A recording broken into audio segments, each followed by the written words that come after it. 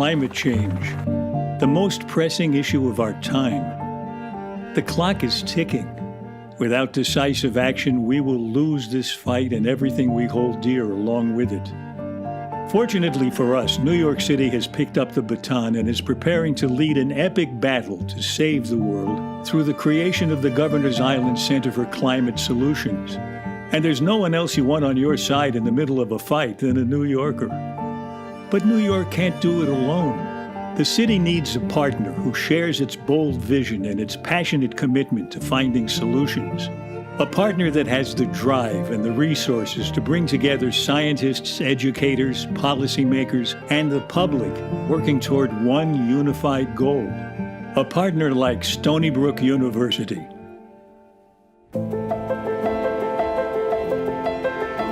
Why is Stony Brook the best partner for this game-changing endeavor?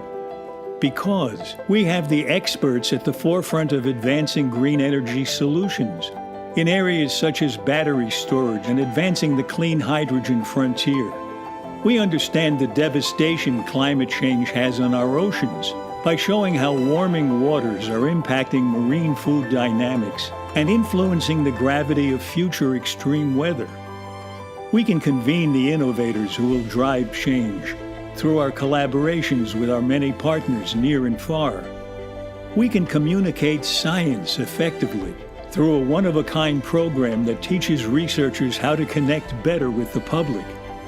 We are committed to the success of underrepresented and first-generation students. But most of all, because there is no other institution in New York that can do all that we can do. Stony Brook University is ready to partner with New York City to create the Center for Climate Solutions on Governor's Island and help transform ourselves, our region, and our planet for the better.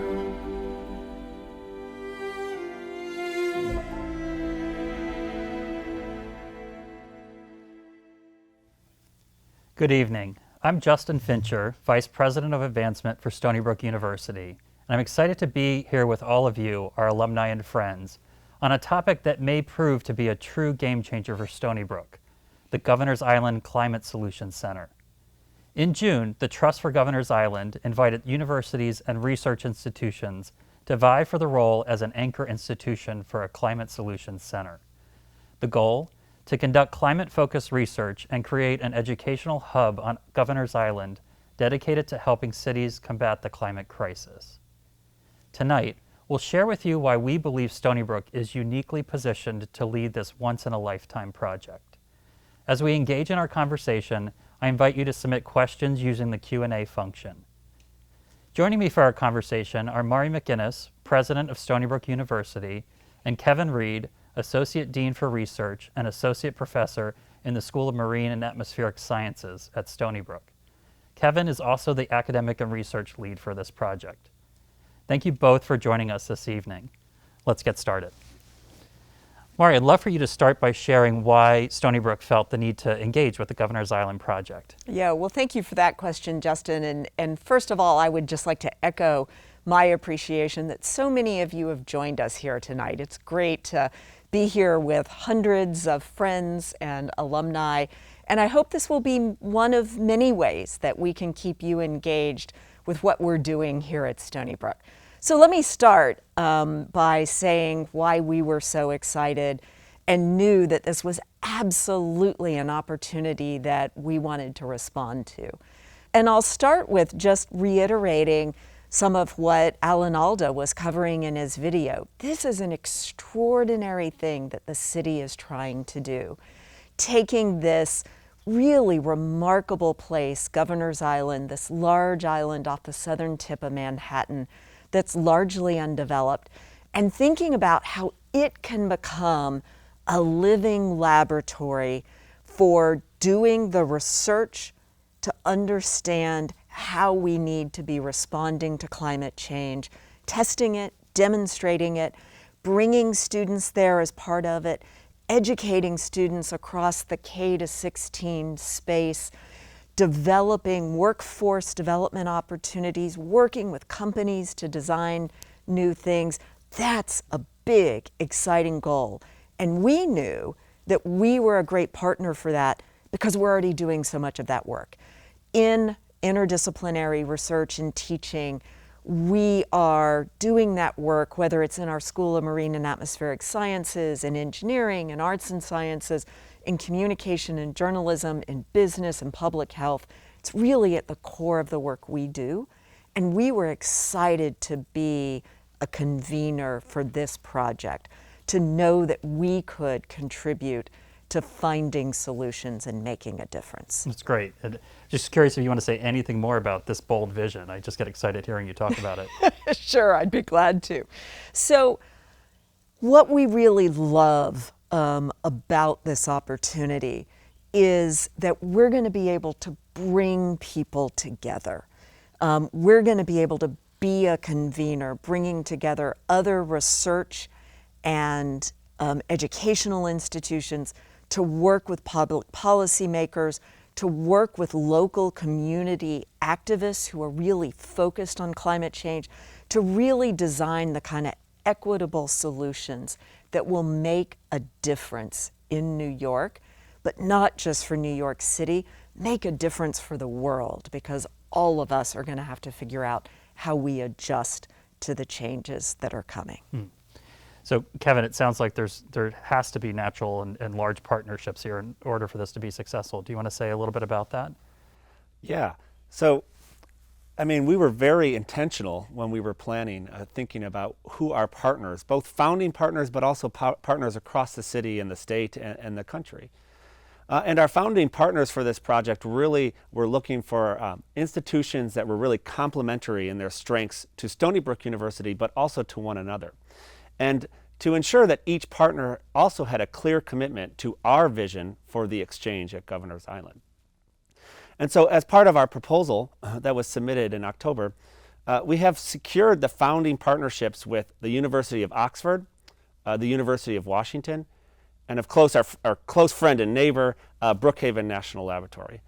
And as you can tell just by the names of these institutions, these are all global educational and research powerhouses.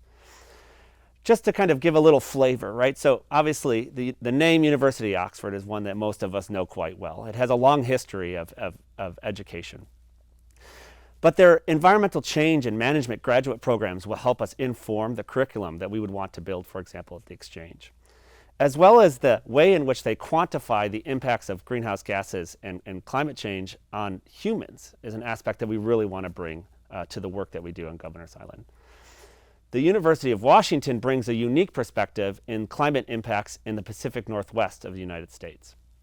But also it brings considerable expertise from their College of the Environment, their College of Built Environments, and College of Engineering. Stony Brook, as most of us know, have countless existing research projects and affiliated researchers and internships and graduate students through its co-management of Brookhaven National Laboratory. Brookhaven is a critical player in climate solutions, not only in New York, but as a Department of Energy lab, they are critical to these climate solutions across the United States and beyond. As well as they have a very strong commitment to STEM education and workforce development programs that we hope to build on at Governor's Island. Great. And you talked a little bit about Stony Brook's expertise in the climate research space. We know that other institutions have applied as well. Can you talk about what differentiates us from other institutions? Yeah, I think one of the main things that differentiates us is that our approach and what we can bring to the table, it's not just science related, right? It's really the fact that we are, of course, the leading public research university in the greater New York City area. And our areas of academic distinction make us perfectly aligned with this opportunity. So of course we have extreme strength in the School of Marine and Atmospheric Sciences. Of course, our College of Engineering and Applied Sciences is also a very crucial aspect to climate solutions, as well as the Aldous Center for Communicating Science. But just as one example of some of the research that we're doing beyond climate research, is some of our faculty are actually leading research to advance battery technology in order so that these batteries can operate better under extreme conditions of fast recharge as well as wide temperature range. And this is the type of research that could really make electrification of our grid more feasible in the near future. Some other examples are the SOMAS, this School of Marine and Atmospheric Sciences, conducts research that spans both local problems affecting communities and ecosystems on Long Island, but also processes that impact the globe. Our focus on coastal environments and issues like ocean acidification and sea level rise and storm surge and disaster planning and strategy, as well as the effects of these on environments and human health, are really key aspects that we can bring to the table at the exchange. The College of Engineering, which many of our alumni are members of, is one of the #1 producer of undergraduate bachelor's degrees in New York State. And therefore, not only do we bring this expertise, but we actually can bring the alumni base with the real tools to help us create these climate solutions. And of course, our College of Arts and Sciences really brings the economic analysis of the most urgent policy challenges that exist, including those related to climate change and environmental justice. Thanks. That's a really comprehensive overview. I know this has been an extensive process so far. Maurie, will you talk a little bit about the process to date and where we think the next steps are? Sure, I'd be glad to do so. So the city announced its request for expressions of interest early in the summer. And so we immediately knew this was something we wanted to do. And so we assembled a team of both internal people, but we also invited some people to join us, particularly consultants who had worked with Cornell Tech on their proposal for Roosevelt Island, because we knew that experience would be useful to us. And so in a actually really relatively short period of time, intense work with Kevin as our sort of academic lead and lots of our own faculty and staff, we put together, I think, a really compelling proposal and delivered it to the Trust for Governors Island and the mayor's office October 13th. Since then, we've been invited to interview with members of the mayor's administration and members of the trust. And just last week, members of the trust toured our campus and talked with us more in order to get to know us better and to understand our proposal in even greater detail. We hope to hear before the end of this calendar year if we are going to be invited to move on to the next stage. I'm very enthusiastic, very hopeful, and I will say confident that we're going to get that opportunity to go to the next stage, because I think we put together a really compelling vision for how we can play a role as a convener making a difference for New York. That's great. I fully agree with that. I'd like to now shift to some questions that we've gotten in advance from our audience, both video and submitted questions. Our first question is a video from alum Rob DeBrouwer. Great. Hello, my name is Rob DeBrouwer, class of 1987, and immediate past president of the Alumni Association. My question is, how will Stony Brook fund this project? Will it be a public-private partnership? And if so, who are the potential collaborators? Thank you. Yeah, obviously, that's a really important question, and one that we've certainly spent a lot of time trying to develop. And our goal is to develop a self-sustaining model for operations and for the core components of the academic and research programs. So there are going to be a variety of places that sources revenue will be coming from. And so the first is that the Trust for Governors Island and the City of New York have partnered together not only to make land available for this project, but also $150 million in capital funding. So that speaks very much to the city's commitment to this project. We have also already received strong interest from a number of donors, including a commitment from a private foundation to catalyze the growth of the New York Climate Exchange by matching up to $100 million in philanthropic support.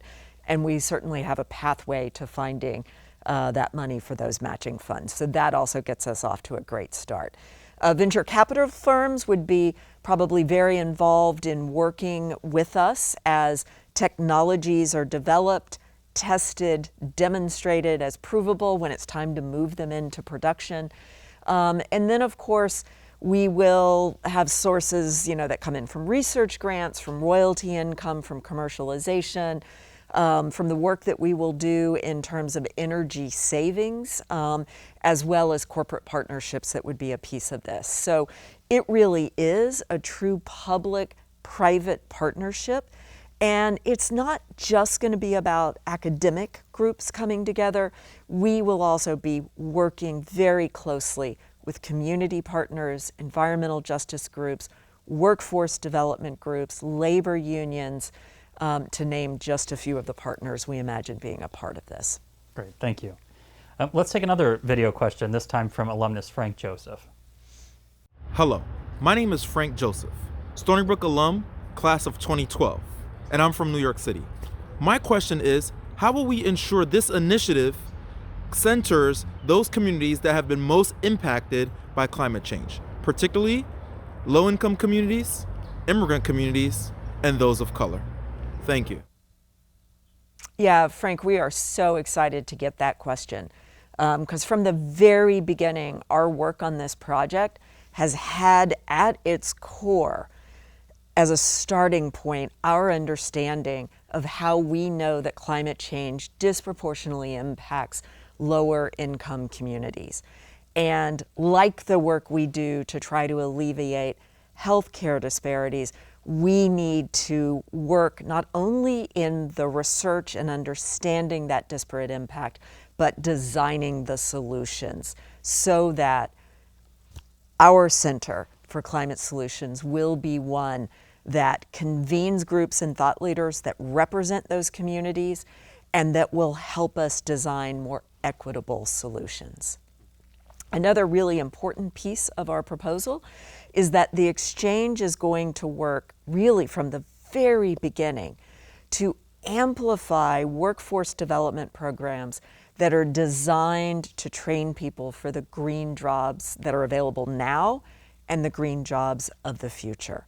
And so that will be very important work that will start immediately with schools such as Queens Vocational, Bronx Design, and many others who are already doing good work in this space. Great. I think Ahmed Balazi has our next question. He's an alumnus and a staff member. Hi, my name is Ahmed Balazi. I'm a staff member at Stony Brook, hailing from Port Washington, New York, and my question is, I could see students getting excited for many reasons about the Governor's Island project. In what ways do you see the student community engaging with this project? Well, Ahmed, that's a great question. Obviously, one of the primary components of our opportunity that we're looking at to bring to the exchange is really through developing some robust and exciting educational programming. The first of which is really building a credit-bearing semester-long interdisciplinary climate solutions curriculum that would allow for numerous of our Stony Brook undergraduates to actually enroll on campus on Governor's Island to be part of this interdisciplinary program for an entire semester. This would be in a semester in which it'd be a lot of hands-on activity, but also opportunities to learn about climate change, environmental justice, entrepreneurship related to climate solutions, as well as really to live in a sustainable society that's on this island that we hope to build. And so in this sense, you're really getting a study abroad opportunity, but one that's only just 60 miles down the road in New York City. We also see an opportunity to gain a lot of internships, right? And so New York City is looking to be the center for climate solutions. And so we're envisioning to have an internship program in which students could actually spend time on the island in advance of an internship, for example, in the city. And they would use that as a way to learn more about general climate solutions and the challenges that New York City and New York State face. But then they can go off to internship programs in engineering and business and policy and science and media. And they could do this throughout New York City, but also New York State. And so not only are they gaining curriculum and through courses and hands-on courses on the island, but they would also be gaining the opportunity to gain real training in the workforce to be the members of the workforce that actually develop and deploy the solutions that we need in the coming decades to combat climate change. Just to take that a step further, so we did have a submitted question. She's a researcher, Eleanor Schoenfeld here, wondering how we're going to engage all New York City students in this project. Yeah, that's a great question, because we really view our role as a convener, as mentioned a few times already. And this also means convening students, not just Stony Brook students. So this convenes K through 12 students in New York City through educational programming that we'd like to develop at the Exchange on Governor's Island. This would include opportunities for public schools in the New York City regions, particularly those focused in frontline communities. Those are at most risk from climate impacts already through flooding and heat waves and things like that. And really we could expand that type of reach beyond New York City to New York State and the general Northeast as well. And of course these opportunities will really focus for younger students around hands-on learning opportunities while they're on the island. So maybe they come to the island as part of a field trip, or maybe they come to the island with their family for a day of recreation and a nice spring day. But in both cases, they'll gain the opportunity to really learn a little bit about climate change, how it impacts their life, and maybe the little things that they can start to do to help to be part of the solution. If you look at a little bit students that are a little further along, so maybe high school and middle school students, there'll be opportunities for summer camps as well as career fairs that could happen on the island. Really, the goal here is we really want to empower our students at Stony Brook, but our students overall in New York City and New York State, as well as to be the soon-to-be members of workforce, so whether that's 15 years down the road or whether that's next year, for careers in these emergent new fields, some of which we won't even know exist already, but will be here in a few years, so that they can really be the change that is needed. And one of the examples that we think that our alumni and friends could really take advantage would be the development of a career fair that's focused on climate solutions that could occur at the Exchange. And so it's opportunities not only to learn, but also to get opportunities for just our students as well as some in the city to look at employers in these areas and gain that experience and network. And as you say all that, I think about the spaces that are needed in order to facilitate all this. And we have a question from alum Frank Markowitz, who wants to understand the facilities plan. Could either of you, maybe Kevin, you want to start comment on that? Yeah, I could start. So, I mean, what we saw in the video at the beginning of our event tonight, as well as some of the images behind us, right, that we have an expansive vision for what the island could look like from a facility standpoint. And we really think that we want to build on the things that already make Governor's Island so special. So Governor's Island has a rich history, an ecology, it has access to water, it has already been an educational center, a center for discovery, a center for food and culture, recreation, and much more. And so our physical plan does not have to start from a blank slate. It gets to really start to build on some of the strengths already existing.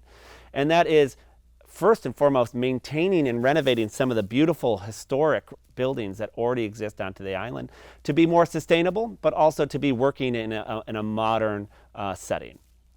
We looking to construct new buildings that can be examples of future of sustainable design and be climate solutions in their own right.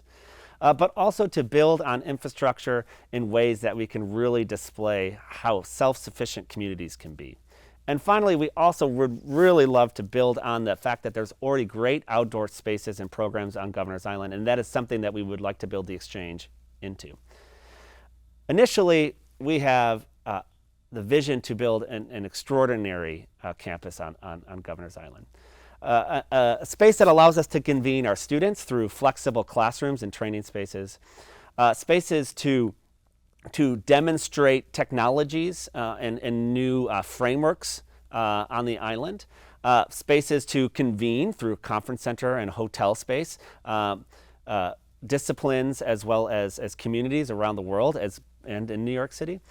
But also really, as a reminder, this is meant to be a place for students, for the public, for our faculty, for our friends to come back to time and time again. Maurie, I know we were talking about this the other day. Many of our alums might not have ever stepped foot on Governor's Island. Do you want to just make a comment or two about just the space itself? Sure. I mean, it's a remarkable space. And I'll admit, prior to this project being launched, I had never visited Governor's Island. So, for the people who haven't been there, this remarkable spit of land off the southern tip of Manhattan that's largely undeveloped for the last couple of hundred years. It's been related to the military. The U.S. Army's been there. The Coast Guard's been there most recently.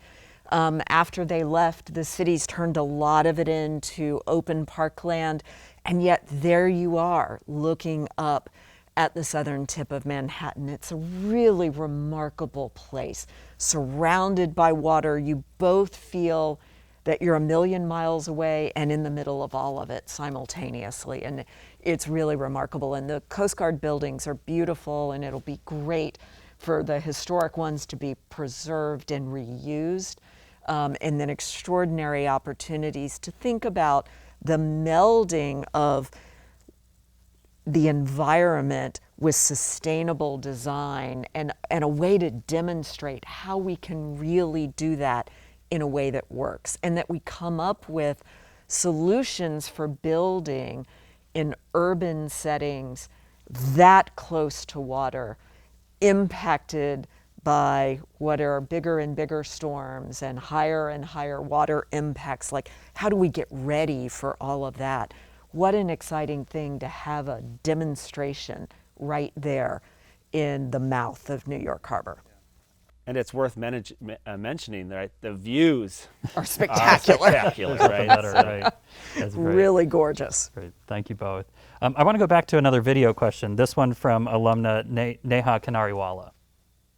Hi, my name is Neha Kanariwala. I'm a Stony Brook alum from Sayville, New York.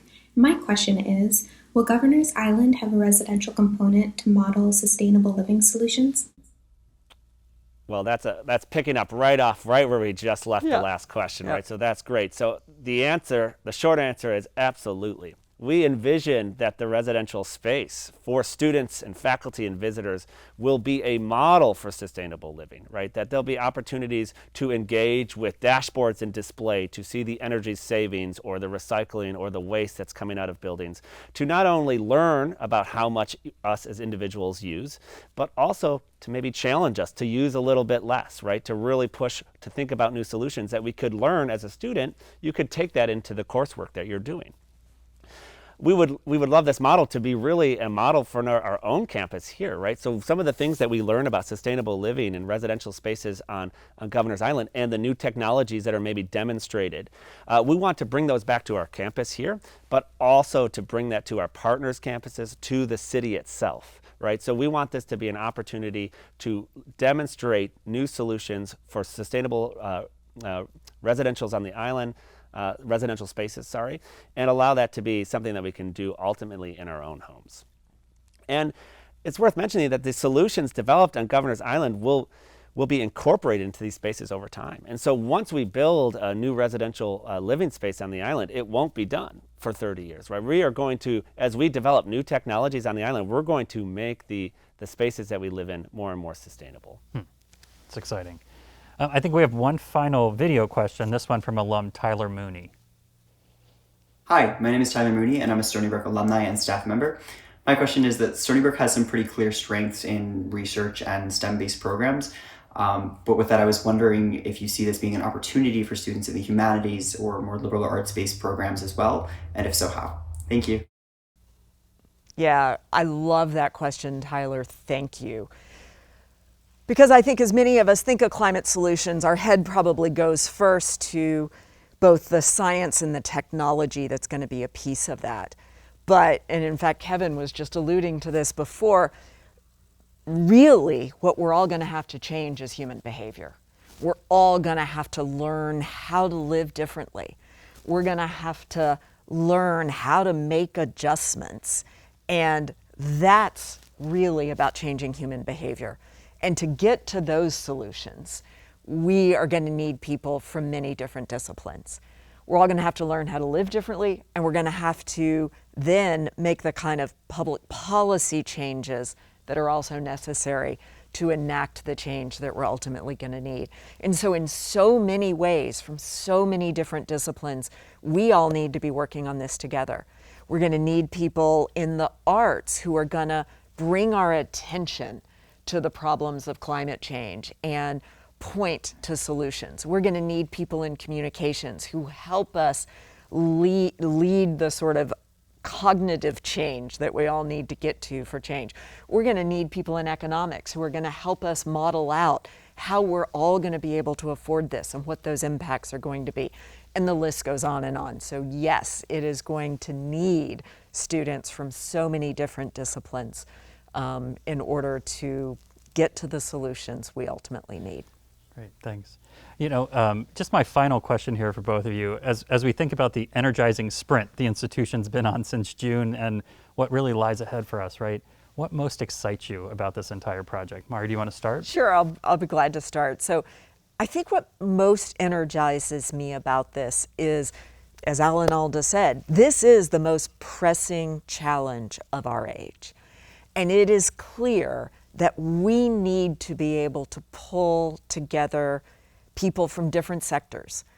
Higher ed alone cannot solve this, right? So this opportunity to create a living laboratory where we can do research, engage the public, engage our students and a much broader swath of students, design new technologies, demonstrate how they work, like that's exciting. And for Stony Brook to be at the hub of that, working with so many other partners and really making a difference in our communities, that's what excites me about this opportunity.